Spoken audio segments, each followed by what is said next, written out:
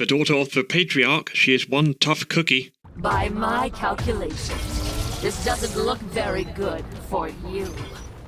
I've had trouble with her in the past, but I know how to take her down. First though, we need to understand her abilities, weaknesses and phases throughout the fight, otherwise this strategy won't help you. There's a lot of specific strengths and weaknesses that the Matriarch has against some speciality weapons. These are on screen, but I want to talk about the most commonly used weapon/damage types. She has no general weaknesses, but takes neutral plus 0% damage from unexploded explosive weapon rounds, freezing, EMP, bludgeoning, and slashing. She is strong against the microwave gun, minus 10% damage, piercing, fire, SMGs, assault rifles, handguns, and rifles, minus 50% damage, explosives and shotguns, minus 60% damage, and finally, toxic weapons, minus 95% damage. Her armor damage resistances are the same as her unarmored damage resistances, except for the weapon being used here. I should also note that when her shield is up, she will always take the base damage of whichever weapon you're using, no matter her resistance, your perks and bonuses, or even the hit zone that you target. But once that shield's gone, those hit zones are really important, so let's break those down quickly. Her weak points are her head and the claw on her left arm, with strong points including her chest and legs. Whilst hitting any of these zones causes no damage reduction, all of these zones are additional strong points. To damage her weak points, though,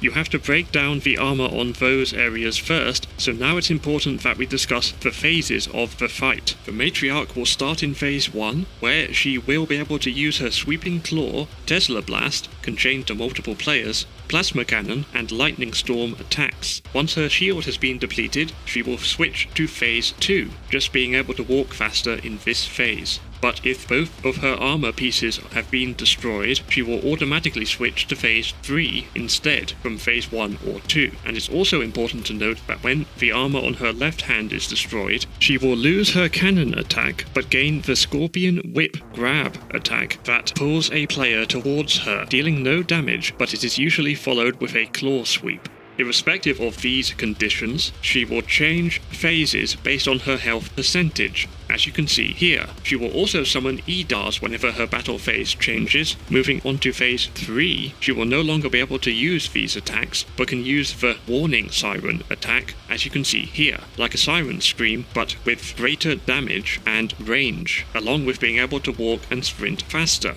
In phase 4, she can no longer use this attack, but in addition to being able to walk and sprint faster, she can now cloak, just like her father. All of this is going to lead into our strategy to beat her consistently, which is coming up now. During phases 1 and 2, you have to make sure you've got plenty of cover to avoid her longer ranged attacks. It is important to keep in mind that whenever she is performing an attack, she will lower her shield. So if it is safe to attack her when it's down, try to break the head or cannon armor to skip to phase 3 without having to whittle down her health. This will cause less EDARs to spawn, but no matter whether you take this path or go phase by phase, it will help you greatly to take out her EDARs whenever they spawn in. In phase 3, you'll have to keep moving to stay away from her, as you would not want to be hit by her melee or short-ranged attacks. In phase 4, although she loses her lightning storm attack, she gains the ability to cloak between attacks. A commando can be useful to have during this phase. Follow the same strategy during phase 4 as per the one during phase 3, but watch out, as she is at her fastest during this phase of the fight. If you followed this strategy through, congratulations on defeating the Matriarch.